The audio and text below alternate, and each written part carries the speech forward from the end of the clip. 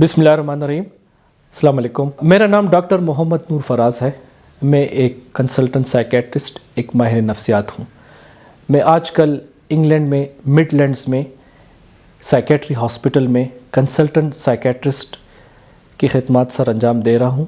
इसके साथ साथ यूनाइटेड नेशन के इदारे UNODC से सर्टिफाइड एडिक्शन प्रोफेशनल हूँ। एंजाइटी जो है उसको आम अल्फाज में हम इज़्तिराब की, घबराहट की, बेचैनी की बीमारी कहते हैं।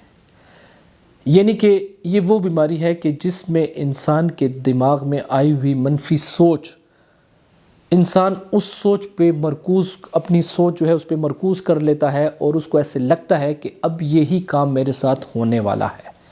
यानी कि बाज़ लोगों को ये दौरे आते हैं कि जी मैं मरने वाला हूँ, दिल की धड़कन उसके साथ ज़्यादा हो जाती है और वो वाकई में ऐसा फ़ील करते हैं कि जैसे मैं मर रहा हूँ। तो ये एक ऐसी बीमारी है कि जिसमें इंसान अपने मुस्तकबिल के बारे में, आने वाले वक्त के बारे में बहुत ज़्यादा मनफी हो जाता है और उसको ऐसा लगता है कि ये बुरा वक्त आ चुका है या आ रहा है, ये बुरा वक्त उसके करीब आ रहा है और इसके नतीजे में उस पे अलामात आने शुरू हो जाते हैं। जब ये अलामात इस हद तक बढ़ जाते हैं कि इंसान अपने रोज़मर्रा के काम काज नहीं कर पाता, इस टाइम हम कहते हैं कि इस बंदे को अब एंजाइटी की बीमारी हो गई है। एंजाइटी का मुकाबला किस तरीके से करना चाहिए? एंजाइटी का मुकाबला करने के लिए सबसे पहले अपनी सोच पे काम करना। जो हमारे दिमाग में जो मनफी सोचें आती हैं, अपनी मनफी सोचों को दबाना, उनको इग्नोर करना और उनकी निशानदही करके उनको अपने दिमाग से निकालना है।